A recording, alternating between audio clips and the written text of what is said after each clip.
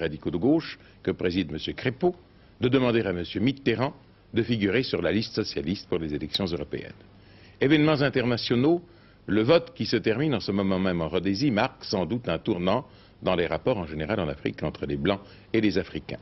Vous verrez un reportage sur l'extension du jogging, autrement dit la course à pied, et vous aurez pour les courses de quadrupèdes les pronostics de Pierrette Brest sur le tiercé de demain qui s'appellera Prix de la télévision. Nous commencerons par la boisserie, la propriété du général et de Madame de Gaulle à Colombey-les-Deux-Églises. Jusqu'ici, rarissimes étaient les gens qui y étaient admis. Désormais, elle va être ouverte au public. C'est ce qu'a décidé l'amiral Philippe de Gaulle, fils de l'ancien président de la République. La boisserie, c'est le lieu où de Gaulle réfléchissait aux grands problèmes.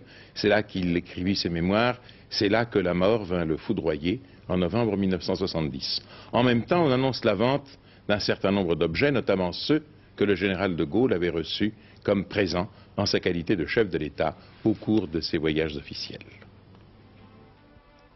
L'ouverture au public de cette propriété achetée il y a près d'un demi-siècle en Haute-Marne par Charles de Gaulle alors qu'il n'était que colonel constitue une petite révolution. Cette décision grossira sans aucun doute le flot des 600 000 visiteurs que reçoit chaque année Colombey-les-Deux-Églises. De Gaulle avait payé la boisserie 50 100 francs. Il l'avait choisie pour sa discrétion et son environnement, en raison notamment de l'infirmité de sa fille Anne, mais aussi pour sa position géographique à égale distance de Paris et des garnisons de l'Est où il pouvait être affecté. Au début, la famille n'y passe que les vacances. Les Allemands l'occupent pendant la guerre et tentent d'y mettre le feu en 1944. Le 20 janvier 1946, le général s'y installe pour sa fameuse traversée du désert après avoir remis la démission de son gouvernement. Jusqu'à son retour aux affaires, les grilles restent le plus souvent fermées, comme elles le resteront après son départ de l'Élysée. Le général et Madame de Gaulle sont le plus souvent seuls. Demeure impénétrable où seuls sont admis quelques fidèles, déserte depuis qu'Yvonne de Gaulle s'est installée dans une maison de retraite, on peut mesurer l'événement que représente l'autorisation de pénétrer dans ces lieux où ont été prises des décisions capitales pour le pays. En visitant la bibliothèque et le bureau où le général a rédigé ses mémoires, le public se souviendra qu'ici, à 19h30, le 9 novembre 1970, le général s'est affaissé sur sa table de travail. Michel Droit, vous avez été l'un des très rares qui ont été reçus à plusieurs reprises à la boisserie, mais vous n'y étiez pas reçu en qualité de journaliste. Non, je n'y étais pas reçu en qualité de journaliste, si je puis me permettre de le dire. J'y étais reçu plutôt en tant qu'ami, en tant que fidèle du général. À deux reprises, après que le général eut quitté les affaires en 1969. J'ai été reçu en avril 70 et en août 70. Quelle était l'atmosphère, le climat, la façon dont le général se comportait avec la boisserie? C'était évidemment quelque chose de très saisissant pour le visiteur et surtout pour celui qui, comme moi, n'avait connu le général qu'à l'Élysée, dans le bureau du président de la République. Je m'étais entretenu très souvent avec lui, en tête-à-tête. Mais enfin, dans ce bureau, il y avait la solennité du cadre, il y avait ce bureau Louis XV qui vous séparait du président de la République, n'est-ce pas? Tandis qu'à la boisserie, on se trouvait tout d'un coup chez un homme qui vous recevait un peu comme un gentilhomme campagnard ou comme un général retraité, n'est-ce pas? Il y avait, à l'Élysée, le général avait toujours cette somptueuse courtoisie, mais qu'il vous manifestait sans cesse. Mais à la boisserie, je dirais qu'à cette courtoisie s'ajoutait beaucoup d'affabilité, beaucoup de gentillesse, de simplicité, un constant désir de vous être agréable, de vous faire plaisir, d'avoir le mot qui vous touchera. Et cette propriété est immense, en fait. La propriété, non. Le parc est très grand. Le parc est grand. Je ne sais pas quelle est sa superficie, mais il est très grand. La boisserie elle-même, la maison, n'est pas une vaste demeure. Vous savez, c'est une demeure très, au fond, assez modeste, qui est grande, mais qui n'est pas trop grande, qui n'est pas très grande, et qui est imposante surtout en fonction de l'idée qui y est attachée, de l'idée que nous nous en faisions. Mais enfin, ce n'est pas un château, la boisserie, pas du tout. Alors, justement, le fait qu'on va l'ouvrir au public ne vous choque pas? Vous savez, cela fait évidemment un petit pincement au cœur, mais en même temps, non, ça ne me choque pas. Ça ne me choque pas, je vais vous dire pourquoi. Le général de Gaulle appartenait à l'histoire de la France, il appartient à l'histoire de la France, et il appartenait à tous les Français. De son vivant, il appartenait à tous les Français, et son souvenir appartient à tous les Français, du moins c'est ainsi que je le ressens. Et la boisserie elle-même appartient à l'histoire et au souvenir du général de Gaulle.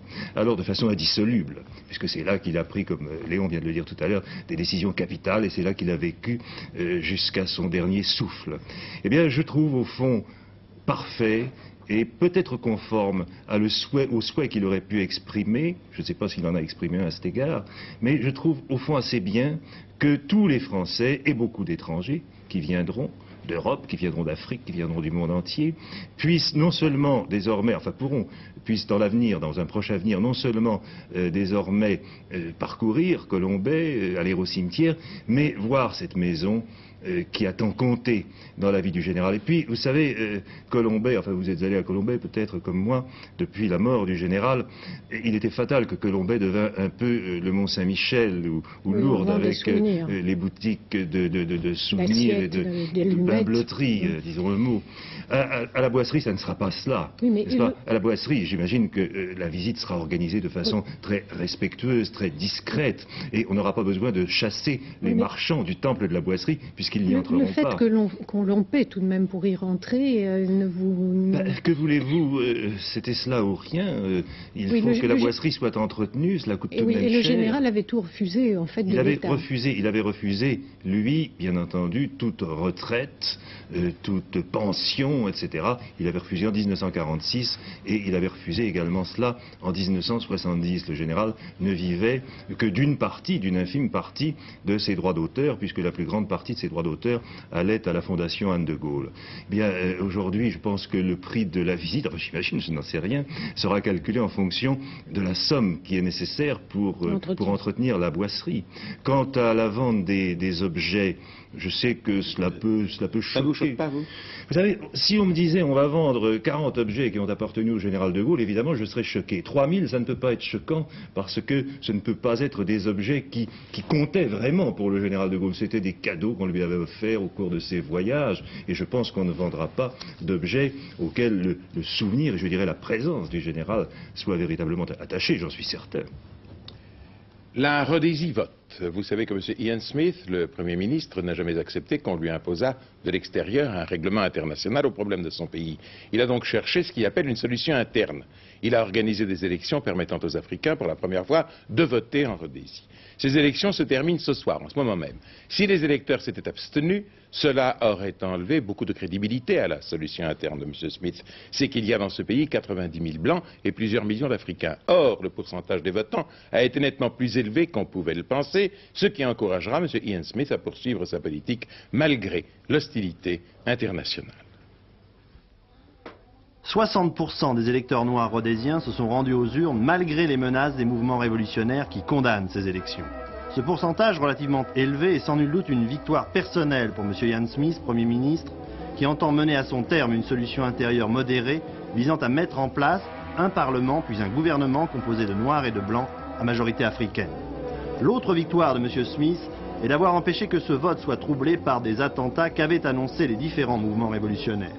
Il faut dire que toute l'armée rhodésienne était sur le pied de guerre et que la semaine dernière, elle avait attaqué en force les camps à la frontière de la Zambie. Reste à savoir si ces élections ont été vraiment libres. Les seuls témoignages que l'on ait pour l'instant sont ceux des 70 observateurs étrangers qui ont suivi le scrutin et qui, pour la plupart, se sont déclarés favorablement impressionnés.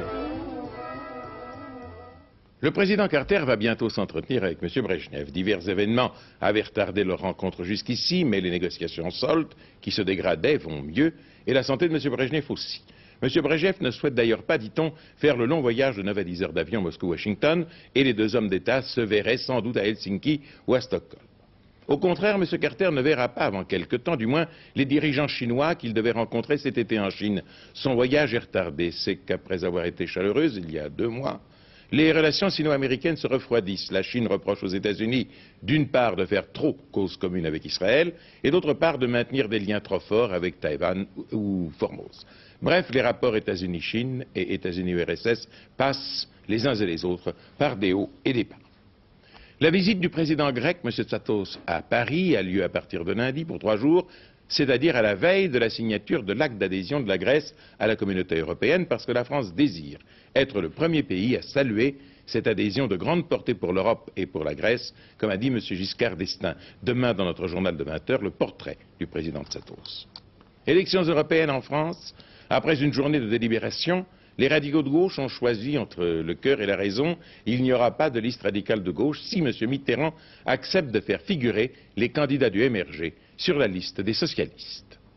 Nous proposons au Parti socialiste une alliance pour une liste pour une Europe socialiste qui serait présentée par le Parti socialiste et le MRG. Il ne s'agit pas de mettre des nôtres en pension sur la liste socialiste. Il s'agit de faire équipe et de se battre ensemble pour défendre tout ce que nous avons en commun, y compris dans le domaine européen. Et si les socialistes faisaient des objections? On peut forcer personne à se marier. À ce moment-là, bien entendu, je convoquerai un nouveau comité directeur qui prendrait certainement la décision de présenter une liste radicale de gauche, mais nous pensons que l'intérêt global de la gauche, et tout particulièrement de la gauche non communiste, c'est que nous fassions équipe pour cette élection.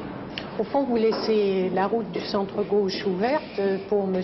Fabre s'il voulait faire une autre Non, liste. je crois que le centre-gauche, c'est très largement nous. D'une part, le centre-gauche, d'autre part, ses sensibilités nouvelles dans le domaine de l'écologie, dans le domaine de la culture, dans le domaine des régions. Et c'est ça l'humanisme radical, c'est ça la gauche humaniste. Et nous devons ajouter quelque chose au Parti socialiste dans cette bataille, et peut-être dans les batailles qui suivront. Il devrait y avoir 8 radicaux de gauche sur la liste socialiste, dont 2 en position d'être élus, M. Maurice Faure et M. Roger Gérard Schwarzenberg.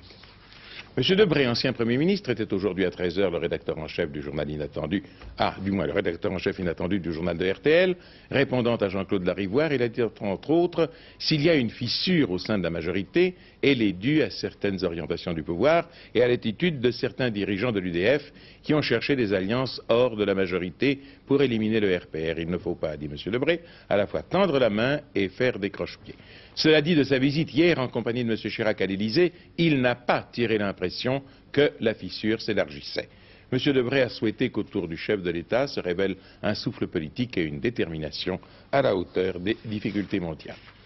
Après-demain lundi, l'invité de Jean-Pierre Elkabbach et Alain Duhamel dans l'émission Cartes sur table sera M. Georges Marchais, secrétaire général du Parti communiste français, une émission à ne pas rater. Cet après-midi, à Strasbourg, plus de 10 000 personnes manifestaient. C'est une suite à la récente décision du tribunal de Düsseldorf concernant les bourreaux du camp de concentration de Majdanek. Il s'agissait aujourd'hui de 120 associations de résistance et de victimes du nazisme qui s'élevaient contre la prescription lorsqu'il s'agit de crimes de guerre. Car si, comme ils le craignent, la République fédérale d'Allemagne accepte de voir ces crimes prescrits, elle se trouvera à l'origine d'une véritable réhabilitation du nazisme. Survivants des camps de concentration nazis, victimes de la dernière guerre ou résistants, des jeunes aussi, ils étaient donc plus de 10 000 venus de 22 pays d'Europe pour exprimer un sentiment de crainte inspiré par la résurgence du fascisme et du nazisme. En l'espace de 2 ans, en effet, on a dénombré en Allemagne 150 réunions d'anciens criminels de guerre. Les manifestants réclament donc la dissolution de toutes ces associations d'anciens SS. Mais c'est surtout le débat ouvert au Parlement ouest-allemand sur la prescription des crimes de guerre qui doit intervenir le 31 décembre prochain. C'est surtout ce débat qui a conduit à la manifestation d'aujourd'hui. 2 autres événements révoltent également les associations et les ont poussées à descendre dans la rue à Strasbourg, symbole de l'Europe en cours de construction. Il s'agit du verdict de la cour de Düsseldorf qui a acquitté avant-hier des criminels de guerre et du prochain rassemblement nazi à Arolsen dans le land de Hesse. Rubrique sociale, Manu France, après le renoncement du groupe Biedermann, ce week-end, disait-on à Saint-Étienne, devait être décisif. Aujourd'hui, une rumeur, une importante firme suisse, la société Airlicon, dont la principale activité est l'armement militaire, serait un investisseur, comme l'on dit maintenant, possible. Dunkerque, le personnel des hauts fourneaux d'Usinor a décidé ce matin de reconduire la grève jusqu'à ce qu'il obtienne satisfaction à ses revendications. Fos-sur-Mer, un autre conflit dans la sidérurgie. 2 compagnies de CRS ont évacué ce matin à l'aube la 50aine de grévistes qui occupaient le standard téléphonique des hauts fourneaux de l'usine Solmer à Fos. L'opération s'est déroulée sans incident et n'a pas empêché une réunion syndicat-direction qui a renoué le contact aujourd'hui. 2 autres réunions sont prévues pour le début de la semaine. Pour l'instant, les propositions de la direction, soit une augmentation de salaire de 2%, sont considérées comme insuffisantes par les syndicats. Le conflit dure depuis le 28 février et porte sur une hausse de salaire pour l'ensemble du personnel de 300 francs, sur la réduction de la durée du travail, la création d'une 5e équipe et une augmentation des effectifs. La peur du gendarme, dit-on, est le commencement de la sagesse, c'est ce que dit en tout cas la sagesse populaire. Et c'est sans doute un peu vrai, comme ont dû le constater et se le dire, les automobilistes qui viennent de rentrer après les vacances scolaires de Pâques. Les gendarmes, ils sont 76 000 en France, mais leur rôle ne se borne pas, loin de là, à veiller sur la manière dont vous conduisez et dont vous vous conduisez. Ils ont fait depuis un an 80 000 interventions pour secourir des victimes d'accidents de voiture, 2500 sauvetages en montagne, 2000 autres sauvetages sur les eaux quand ce n'est pas dans les eaux. Pour mieux connaître le rôle des gendarmes, nous allons suivre l'un d'entre eux dans une de ces journées ordinaires, une journée de routine. Fontaine-Française, un chef-lieu de canton de la Côte d'Or. 850 habitants, le canton en compte près de 3000 répartis en 11 communes. Au milieu de ce petit bourg, un bâtiment neuf, la brigade de gendarmerie, une des 3800 brigades de province. Effectif, 5 gendarmes dont le commandant de brigade, il est en poste depuis 3 ans. La plupart de ces hommes, eux, sont à Fontaine-Française depuis bien des années. Dans ces petites communes, l'estafette bleue est familière. Un peu pédagogue, un peu juge de paix, parfois confesseur, le gendarme a pris la place de l'instituteur et du curé, devenu moins accessible. Un contact qui permet un quadrillage serré du canton, mais aussi une parfaite connaissance de la population. Moi, je peux vous dire qu'ici, là, il y habite une vieille dame qui a 93 ans, elle vit seule. On peut même vous dire que 3 à 4 fois dans l'année, elle a la visite de son neveu, de Parisien, et on sait avec quelle voiture il viendra. Alors vous connaissez tout le canton? Grâce au contact que nous avons avec les gens. Bon, monsieur le jour, comment allez-vous? Ça va bien, vous, chef? Ça va, je vous remercie. Vous êtes toujours dans vos baguettes de pain, là? Ah, toujours. Dites donc, il y a longtemps qu'on n'a pas vu le petit Louis, qu'est-ce qui devient? Il doit être parti à Dijon chez Satan. Ah bon, parce que j'avais justement une petite affaire à voir avec lui, là, ça tombe bien. Autrement, il n'y a rien de spécial, non? Les tournées, ça va? Ça va, ça va. Ça va. Ben, c'est parfait, hein. Oui. Le Fournil, c'est la halte quotidienne dans la tournée de la brigade. Là, près du four à bois, on échange des renseignements. Et puis il y a les autres missions, la routine semble-t-il, la surveillance des résidences secondaires, la visite des commerçants. Madame, s'il vous plaît? Monsieur, bonjour. Bonjour madame. Alors, je viens vous voir pour 2 choses. La première, ça concerne l'éclairage de votre enseigne de magasin. Alors je vous rappelle qu'à 22h30 et à 2h30 le matin, elle doit être éteinte. Hein. Oui. Alors c'est donc le dernier avertissement. Et je viens en même temps contrôler l'affichage de vos produits laitiers. Oui. Alors c'est surtout les petits gâteaux qui m'intéressent. Je vais les montrer comment vous les avez affichés. Oui, tous marqués au feutre bleu. Bon, et bien écoutez, Tout c'est simplement. parfait. Je vois que tout est marqué. Voilà. C'est parfait. Eh bien je vous remercie. Au revoir madame. Au revoir, monsieur. Au revoir. Au revoir, monsieur. Pourquoi avoir choisi la vie en brigade? Eh bien, on n'est pas gendarme, on le devient. Ce que j'ai personnellement recherché, c'est surtout le contact humain, et ça, je peux dire que je l'ai trouvé. Je recherchais également la sécurité de l'emploi, je l'ai. Nous avons certains avantages familiaux, notamment le logement, mais en contrepartie, nous avons une permanence qui est certaine, 24 heures sur 24, et de par cette permanence, la famille vit également l'événement. Mais l'an dernier, la brigade n'a connu aucun drame spectaculaire. Seulement une quarantaine d'enquêtes, dont quelques-unes menées avec la police. Ah bon? C'est très bien. Au cours d'une enquête de police judiciaire, quels sont vos rapports avec la police? Eh bien, en ce qui me concerne, ils sont peu fréquents, pour la bonne raison que nous sommes assez éloignés de Dijon. Je porte de bons sentiments à mes collègues de la police. Et je peux dire que dans les enquêtes un peu délicates dans lesquelles j'ai participé, la gendarmerie les a toujours diligentées. Et elles ont abouti. Pourtant, il y a certaines tensions dans certaines affaires. Oui, c'est exact. On a le sentiment, quelquefois, de voir arriver des conquérants. On aimerait quand même rester maître dans son canton. C'est peut-être un emploi du temps varié qui fait que chaque année, de plus en plus de jeunes appelés du contingent demandent à servir dans la gendarmerie comme auxiliaires, alors que 5000 postes sont à pourvoir et qu'un tiers seulement d'entre eux seront retenus à la fin de leurs obligations militaires.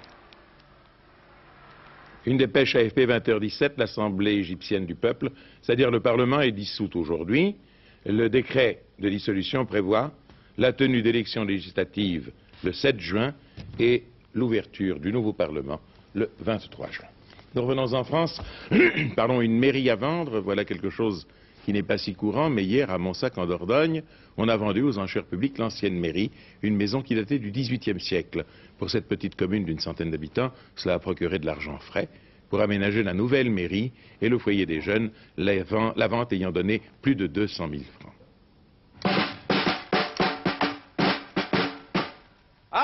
Avis à la population de la mairie de Montsac. Adjudication volontaire aux enchères publiques. Le mercredi 18 avril, 79 à 17h, à l'immeuble. Au-dessus de la porte, une croix, une statue de la Vierge voisinante avec le drapeau français. Et puis cette inscription 1762, marquant la date de construction de l'ancien presbytère devenu mairie en 1953, peu de temps après le départ du dernier curé. Un peu plus loin, le mot mairie, mais la plaque était déjà dévissée lorsque nous sommes arrivés. Parce que sur la droite de la porte, il y a une autre pancarte, à vendre, agrémentée d'une affichette, indiquant la mise à prix de 180 000 francs. Car le conseil municipal de Montsac, près de Beaumont du Périgord, a décidé la mise en vente de son ancienne mairie, une nouvelle parfaitement bien accueillie par la population du village. Je suis très contente parce qu'on aura au moins... on va avoir quelque chose de plus moderne, de plus grand et on pourra plus en profiter, j'espère. Ça va nous changer un peu, si, ça va nous contrarier un peu, mais enfin.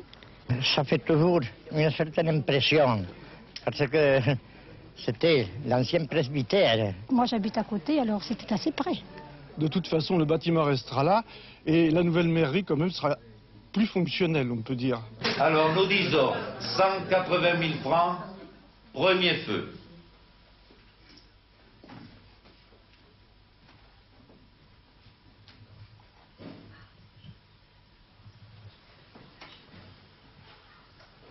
« 255 000, troisième et dernier feu. Adjugé, monsieur Boucheron. »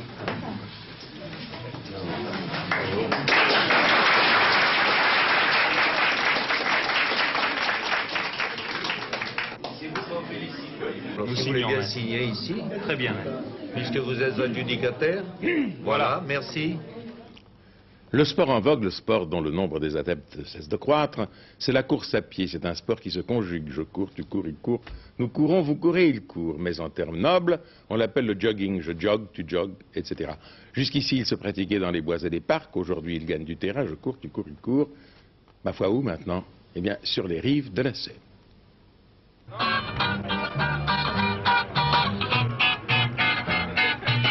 Le côté prolétaire, il faut bien le dire, du survêtement que nos papas enfilaient le dimanche pour les faire de la course à pied solitaire rebutait de plus en plus. La peur peut-être d'avoir l'air bête. Aujourd'hui, on se groupe, de préférence avec quelques vedettes du cinéma, de la littérature ou de la télé. On fait appel à des créatures de rêve pour se faire coller des étiquettes dans le dos. Et on ne court pas en survêt, on jogue en training. Mais au fait, quelle est la différence ? Ah, je ne sais pas s'il y a vraiment une différence, mais enfin c'est un sport qui est valable. C'est la même chose, exactement la même chose. Je ne la connais pas, à vrai dire. C'est une expérience. Je crois que c'est une question de mode. Moi, je vais beaucoup au cinéma et j'ai remarqué que dans tas de films, ils faisaient de la course. Et je suis sûre que le cinéma donne une mode, et surtout aux Parisiens, ils suivent beaucoup ce qu'on fait dans les films.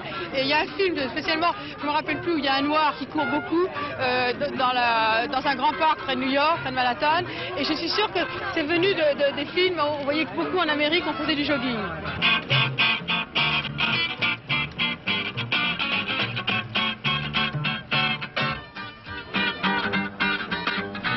En regardant avec une admiration vraiment sincère ces joggeurs dans la rue, on peut se poser des questions. Et si les stades étaient plus nombreux dans les grandes villes? S'ils étaient ouverts à tous, tous les jours, mais avec des si?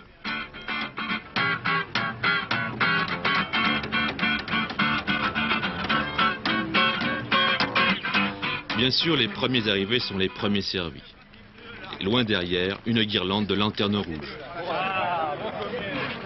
Oui, 15 peu d'entraînement. Monsieur Perfide, après quoi courez-vous comme ça? Écoutez, je cours après la jeunesse, justement.